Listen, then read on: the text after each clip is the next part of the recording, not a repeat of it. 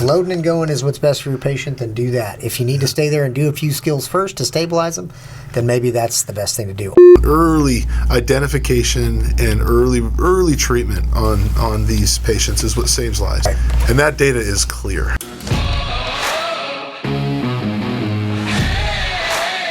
You are listening to EMS with your hosts, Erik and Matt Ball. All right, so I know I get this question all the time. Uh-huh. As a preceptor, as a captain, and I'm sure that as a medical director, you get this question all the time. Yeah. Is the decision of when to stay in play and when to load and go. And I don't think it's quite as black and white as everybody would like to think. There's no way you can simply say, okay, every one of these patients, you need to load and go. Or every one of these patients, you need to stay in play. Yeah. It's not that simple. Yeah, it's not like you might think they're not that sick so you can stay in play. Well, in some ways, we've taught it actually where when they're not that sick, you can stay in play and get a full history and kind of do your thing. Yeah. And then there's some patients where you better be on point to do something. Yeah. Life-saving. Somebody bleeding out. And that might mean loading and load and go, but it also might mean stay in play. Yes. So I think stabilization is the word that I think of most often when I think of do I need to, and staying in play, like maybe stay and stabilize is a better word, right? That my patient is too unstable. If I don't do anything now to try to stabilize them, bad thing, they're just going to continue to deteriorate en route, and that's not helping the patient, which is the overall goal, right? Yep. And so, but I think a lot of it, from my perspective, is kind of an old school mentality where it's just like, well, 20 years ago, well, bro, I've been doing this over 20 years too. And things have changed, right? We don't fight fire the way that we did 20 years ago. EMS is not the same as it was 20 years ago. And we have to keep up with the times. That's part of it. So pediatric resuscitation, I think, is a prime example. Yes. Yeah, you really need to take care of what you can take care of there on scene. It's best for the patient. Yes. And in certain situations, obviously, there's always exceptions. Yes. But if there's something you can do now, effectively within your protocols, that patient emergently needs, you got to do it. Yes. And some stuff can wait to do en route. Yep. And some stuff we can't do. We have to get into the hospital, and that's part of the reason why load and go is sometimes the answer. Absolutely. Yeah. So. Yeah, it's not as cut and dry as, it's not all or none, like trauma patients, for example.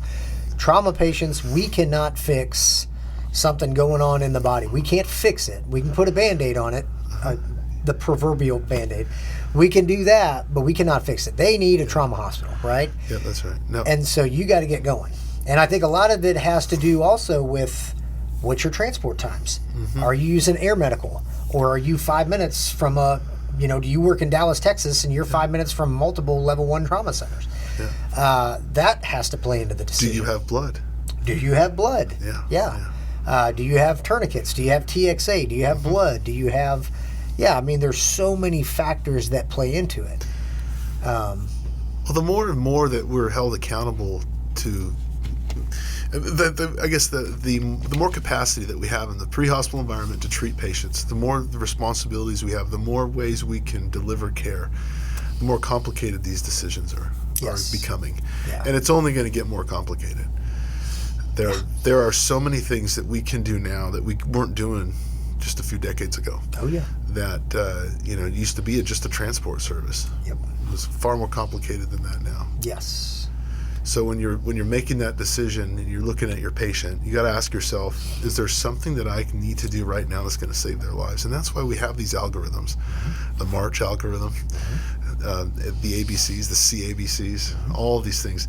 We have to treat the most life-threatening things first. Right.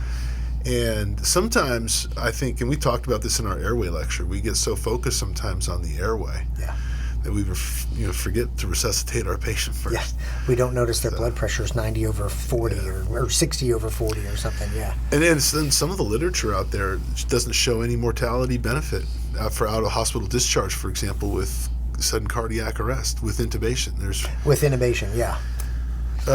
So really, the resuscitating our patients and doing those emergent things first is key, and that might mean having the wisdom to know we can't treat them here. We got to get them out. And time is money. Time is money. Time is brain. Time is heart. I mean, all those things. Strokes, heart attacks. Right. And strokes is a big one too. Is it's like there's really not much I can do for a stroke patient on scene. Yeah. You know, I can maybe get their blood pressure down a little bit if it's super high. Yeah. But I can do that en route. I can get an IV en route. I can give them, you know, whatever medication I carry in my toolbox to bring their I can do that en route. Yeah. Right. I don't need to spend 30 minutes on scene doing that. That is a waste of time. That patient needs to get to a primary or a comprehensive stroke center quickly. And every minute you delay care, reperfusion. 7.5 miles. 7.5 miles. Probably more than millions. But yeah, 7.5 miles of neuromyelinated fibers we lose. So the situation, again, like a stroke, load and go, right? Identify it, obviously, and do what you need to do. And you could have a huge bad stroke that may need airway. That's true. So everything is complicated. There are always exceptions. Yep. But using your brain and using your understanding of the pathophysiology of any disease process you could be handed, identify the correct pathophysiology, and then work to save that patient's life by doing what needs to be done now. Right. Like in my system, we just recently went to antibiotics. Same with your departments. And a lot of guys have asked, like, why are we giving antibiotics? We're not doctors. You know, this is ridiculous. You know, that can wait till we get to the hospital. Like, can it wait? Sure, it could wait till we got to the hospital. But the data shows that there could be a benefit to those patients if they're in septic shock. Yeah, if they're in sick, severe sepsis. Yeah, not just for the big, but if they're really sick, you are decreasing their mortality by giving them antibiotics. The earlier you get it on board, the better for them. Yeah, I think it was every minute delay was an increased mortality 7%. 7%. Yeah. So for the sick ones. Yes, for the really sick septic patients. Yes. Right. So like you said, identification is key. Yeah. You know, to get those to identify what we're dealing with. And if you do have antibiotics, but even if you don't, early identification and early treatment on these patients is what saves lives. Right. And that data is clear. Data is clear. And if they're really sick septic patients, the delaying antibiotics can actually increase mortality rate, like we talked about. Yeah. So there may even be evidence that the antibiotics delay is a bad thing. So. Right. And that's why in our departments I went with the antibiotics. Yeah. There's a lot of data both ways, but I decided under my medical license we're going to try to identify the sickest of the sepsis patients and start those antibiotics early. Yep. Open fractures too. Yep. Yeah, I think it's one factor that we would look at is, or when I would teach our new paramedics is, because we all miss things, right? Like, I probably should have taken that guy's airway, or I probably should have done this, right? And usually my indicator for that is, and I would teach my young paramedics this, that if they do it in the first if it's something that we had the capability to do pre-hospitally, and you do it in the ER 5 minutes after I get there, I probably should have done that pre-hospitally. Yeah. That's kind of my indicator for, and that's how you learn, right? Yep. Like, okay, next time if I have this kind of patient, I remember as soon as I got there, Axine dropped a tube on the guy, or Axine did this, right? And I could have done that. Yeah. And so that's where experience comes in, right? Yeah. And that's why, experience is good in combination with education. But like heart attack patients, I hesitate to say STEMIs because it's not just STEMIs anymore, but a patient having an acute MI, right? That's right. Time is of the essence, like a stroke patient. Once we identify it, so I think we've talked about stroke, sepsis, and heart attacks. Get them to the guy that can fix it. Well, you got to identify it. Right. You got to identify it first, right? Once you identify it, then, okay, unless there's that rare septic, cardiac, or stroke patient that may need an airway.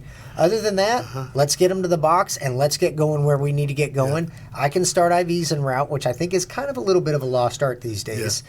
Yeah. But start IVs en route. You can give meds en route. I can give nitro. I can do all those things en route, right? Repeat 12 leads. But at the end of the day, they need a hospital. Yeah. And I would say, if that airway emergency arose in certain situations, doing it en route. You don't delay, because really what they need is the interventionalist to reperfuse that blocked artery in the brain or the heart or wherever it is. That's the key, is fixing the underlying cause. The problem with intubating en route, like say you have a stroke patient, most of the time I'm not taking somebody with me. Right. I mean, even if it looks like a big LVO, like somebody's totally gorked, then I might take somebody with me, because if they're looking a little unstable. Yeah. But for my run-of-the-mill stroke, I'm probably not taking somebody with me. So I'm not going to be RSIing somebody by myself. That's not safe, right? I can't be drawing up meds, pushing meds, You're right. I can't do all that by myself. So again, you have to look at that. Who's on the call with you? If you're in a rural agency or you're in a private ambulance and you're by yourself, you might not be able to do that. And so there's so many factors that play into the decision of whether we stay and stabilize. I'll say, let's change the play, but stay and stabilize or load and go. Yeah. Lots of factors involved. Yeah, that's a good point you bring up. I think that most of the stroke patients I've had, even the LVOs, they're not an airway emergency initially, but they can become one For sure. because of that large area that's ischemic. You get increased risk for the swelling. That's right. I feel like this is my experience. This is anecdotal. The hemorrhagic strokes. The subarachnoid, the sudden hemorrhage of an aneurysm or whatever it might have been. Those are Those 35-year-old females or males that come in like that, those are the ones I usually intubate. Yep. Yeah. Yeah, they're a little bit more altered. They're not usually with it. Yeah. They're a little bit more unstable as far as vitals and things like that, because it's more of an acute and there's actual bleeding going on, right? Right. So you've got that factor going.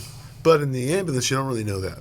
No. In the ambulance, there's things you can look for that can point you that direction, That's but you true. don't have That's definitive evidence. That's true. That's actually one of the things that I see too. Just as a side note, if you see pupils dilated or like a Bing, bing, blown bing, bing. pupil, that patient should be intubated at that point. I mean, that patient's herniating. Yes. And that's when you're looking at somebody's eyes and they're talking to you. I mean, unless you're looking for syphilis or some other pupillary abnormality or something, you're not going to, the whole head trauma thing, I feel like sometimes I got to do the show.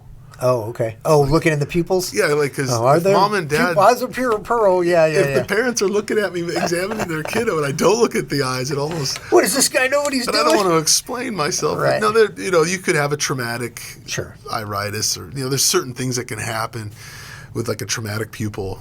It can actually mess things up, like bar fights, Yeah. Anyway. Yeah. But if I'm really, it's just an act when I'm looking at the pupils.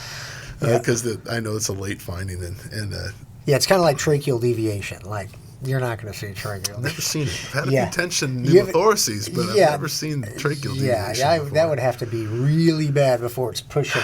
But at any rate, I've never had to intubate. I've personally never had to intubate a stroke patient, but I've had numerous septic patients that I've had to control. We actually just had one recently in my department where they had to take the airway on a really bad septic guy. But it's again, I get this mind, these guys, we're staying on scene too long. Well, things have changed, things have evolved, right? And like you said, they're going to continue to evolve. Right. They're going to continue to give us more things, but I think it's important for people to understand that medical directors are not putting things in their protocols, I would think for the most part, are not putting things in their protocols just to put things in their protocols. They're doing it because it can have an impact on patient outcomes. Right. That's why it's in there. And so if you do a protocol revision and your medical director, gives you new medication or starts antibiotics or starts a blood program, it's because you can save lives by doing that. Yep. Benefit. There's a huge benefit. And a lot of it has to do with the boots on the ground, identifying the right patient population to receive the therapy. So we have to be on point with identification, like you'd mentioned. We also have to be able to, if you're ever going to have any sort of a treatment, it doesn't matter what it is, you've got to be prepared for the complications too. Yep. What could go wrong? Right. Dope. If I'm about to intubate somebody, I got my DOPE acronym in my head, right? These are the things I got to watch out for. Right. Exactly. Yeah. There are complications to blood transfusions. It's a good place to be within, a paramedic, because we could treat those emergencies. Exactly. But these are things we need to be prepared to deal with. But back to the whole heart of, I think, the podcast here is, when do you determine you're going to stay and play or load and go? Yeah. And I think that it's complicated. There's no simple answer. There is no simple answer. It's an art form, and it takes experience to build that. Yeah. But I think that if you're staying on scene, there is a thing where you stay on scene too long, and it's like, okay, like we're not doing surgery here. Let's go. No, you could be killing your patient if it's a trauma situation potentially. For sure. Yeah, so you can definitely stay on scene too long, but you can absolutely also go the opposite side. And I think this is the more prevalent one. Yeah. And if I'm being honest, I think most of the time, and I think if most paramedics are honest with themselves, the reason why they want to rush off to the hospital is because they're scared to do something. And that's okay. Like, we're humans. Some of the things that we're at, like taking somebody's airway, pushing paralytics on, that is a scary thing that you should respect. But if you're scared of it, you need to go train more on it. Oh, yeah. Get with your FTO, get with your medical director, get with a senior paramedic on your crew and say, man, I've never taken an airway before. Could we go through this? Yeah. Could we just practice airway? Could we practice going through the med math and all the things, right? And get comfortable with it before you get that call. Oh, yeah. And then when the moment hits, you're going to be like, oh, I've done this 100 times in training. I got this. You know. But it's like Dr. Antevi created the Antevi method. Yep. And because he saw these guys were rushing to the hospital and patients' kids were dying because of it. Yeah. And how do we change that? Slow down. Yeah. Do this on scene. How do we do that? Let's simplify it. Make it simpler. A systematic approach. Yes. I got to have that. Yeah. Here's a story. I had an agency I was working with, and they rushed a trauma assessment. And we discussed it later on because they missed something life-threatening. But a lot of it was the scene was stressful and chaotic, and there were multiple patients, and they knew this patient, there's a lot of blood, couldn't really find the source of bleeding, figured it was probably a head lac somewhere in her hair. But what she had was a brisk arterial bleed in her scalp. It was a bad scalp lac. Yeah. And they couldn't see it, they didn't visualize it. But if they would have spent just another 30 seconds looking for that squirter, and then having, that gloved finger to stop that blood. Quick clot works really well on that. I wouldn't have had to have activated a massive transfusion protocol. And we did for a patient that really shouldn't have had it. Yeah. Because they had let her bleed out through that scalp lac. But by knowing things like that, those pearls, where how bad a scalp lac can bleed, or how much blood you can get in a thigh, or those signs, bruising signs that that are signs of blood in your belly, these life-threatening signs and injuries, by knowing that they're there and identifying them and treating them in place, right? You don't just throw them in the ambulance and go, and then they got to the hospital on a backboard full of blood. Really being careful and knowing that, hey, I know there's a scalp lac there somewhere, so we'll just go. No, what kind of scalp lac is it? Yeah, because if you've got pulsatile flow, you need to get a finger on it. You got to give it stuff. It can lose a ton of blood out of a scalp lac. Yep. That's just one example of many where it would be good to just take some time, fully assess that scalp, and find that lac. Come into the ER with a head dressing and a stack of 4x4s over hair doesn't stop an arterial bleed. You got to use your finger. Got to have pressure. Yep. Yeah, which is, I think, just one of many examples we could give. We could tell stories all day about what the important life-saving things, whether it's a tourniquet or in a pediatric resuscitation, going through all of the differential with blood sugar and all that stuff, really resuscitating that kid before you get him out of there. Right. Super important stuff. And in those calls, like with airway stuff, like train on it. Run scenarios with pediatric patients. Get a pediatric airway mannequin if you can, and run through those scenarios. You don't want your first pediatric cardiac arrest to be the first time you've ever gone through that, right? Yeah. We train extensively on fire and stuff, and that's great, but we need to do the same thing for EMS, because that will alleviate all this mindset. Like, we get a structure fire, we're not running away from it. No. Which a lot of times when we're loading and going, it's running away from the problem. Yeah. If we're being honest with ourselves, that's what it is. Yeah. But that structure fire that's there, and I have said this, and some people like it, some of the fire guys get it and some of them don't. But to me, if you're running to the hospital on a patient that you should be doing something on, That is equivalent of me going up to the door of a structure fire and fire's ripping over my head, and I say, and I know there's a victim in there. Yeah. Well, I'm not going in there. Yeah. Let's just wait for the next crew to show up.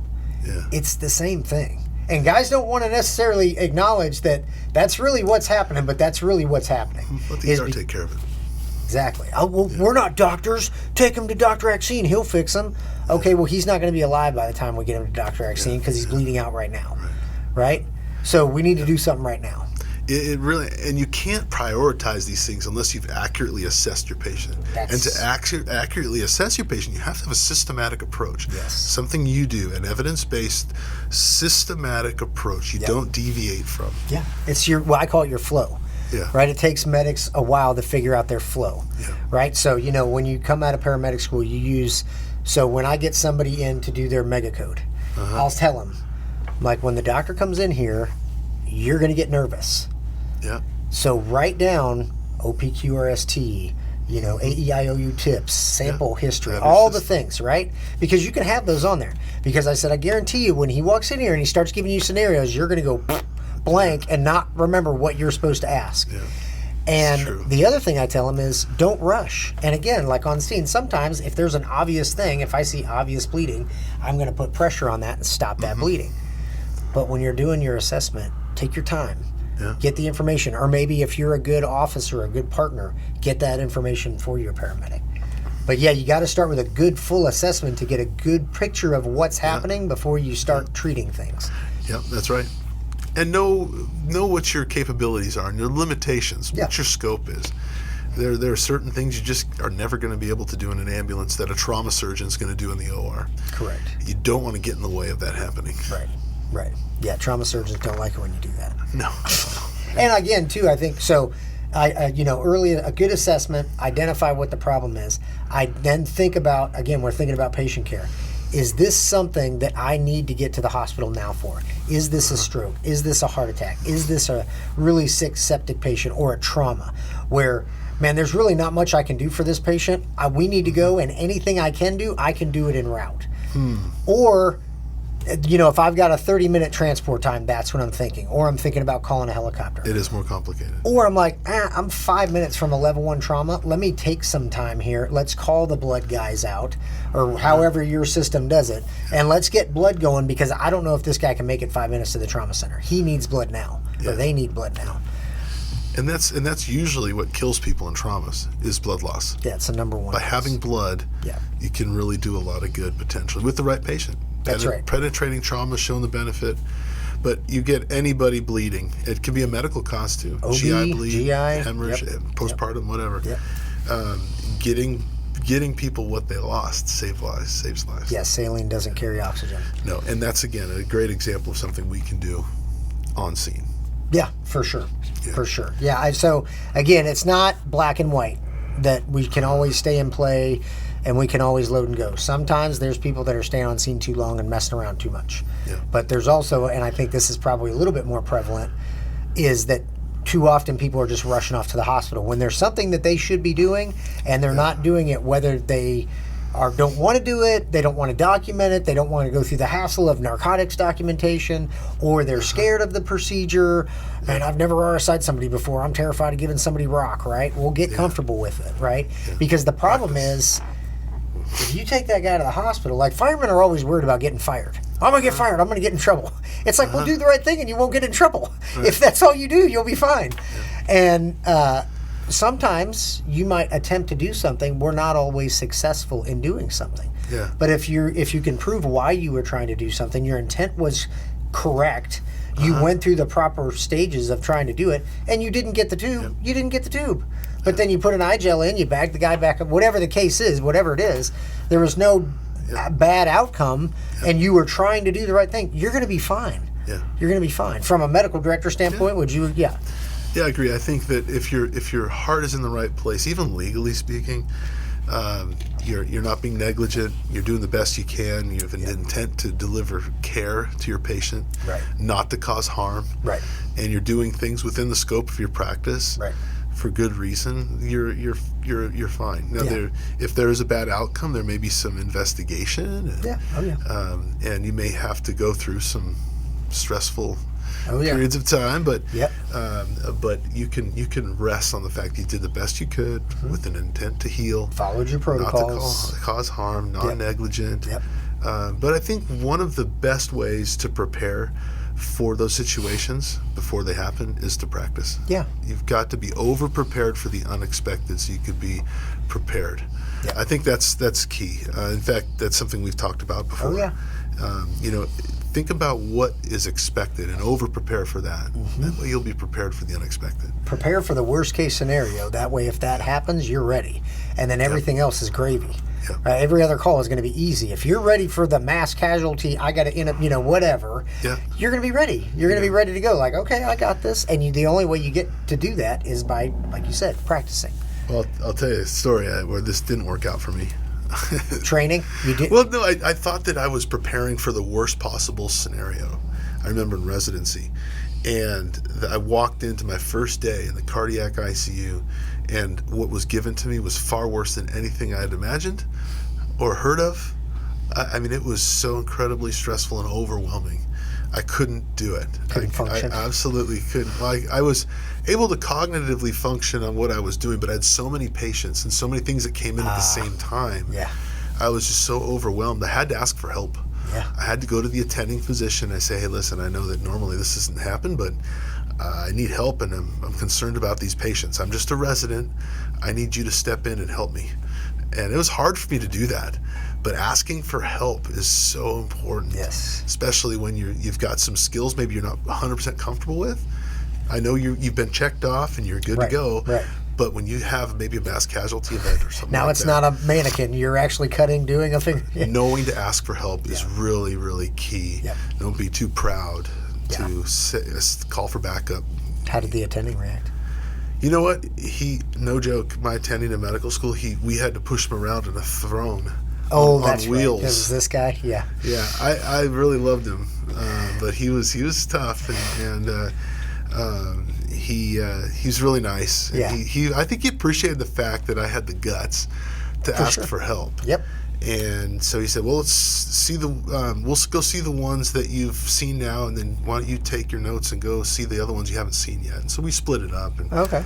it ended up going well. Yeah. And I never saw that many sick patients ever on an ICU shift. But my first day, it was so funny. The Murphy's Law. You're like, what did I get into here? This is crazy. Is this the beginning of the end or what? But every day I guess of my life? asking for help, though, I think that's really, really important. Practice. Yep. If you're not comfortable with something, hey, Mr. FTO, Matt, can you help me? I'm really uncomfortable. If I got a pediatric resuscitation today, cardiac arrest, I'm not 100% comfortable with everything. Could we run through a scenario? Yeah. I'm not 100% confident with my airway skills. If I had to, if there's vomit and I couldn't use the video, can we work on some direct? Can you give me some tips? Yeah. These are the types of things where you've recognized the deficiency, and that's probably one of the most important tools you could have is knowing what you need to know. A little humility. Yes. Yeah. Yeah. Being able to be aware of what you don't know is a huge skill. Mm-hmm. What's scary is not knowing what you don't know. That will make you really freaked out. Yep. So practice, practice, practice. Yep. Well, I don't think it's ever going away. That'll be the age-old debate: stay and play or load and go. Yep. And there's people that are hard one way or the other, and that's fine. But do what's best for your patient. Yeah, do what's best for your patient. If loading and going is what's best for your patient, then do that. If you need to stay there and do a few skills first to stabilize them, then maybe that's the best thing to do. Ultimately, if that's what your goal is, what's best for the patient, you're doing the right thing. I think if you treat your patient like they were a family member, as long as you love your family, you're doing the right thing. Yeah, exactly. Treat your patient, and then you're going to be fine. So anyway, it's a neat topic. See you in the next one. Be safe out there. Thank you for listening to EMS, the Erik and Matt Show.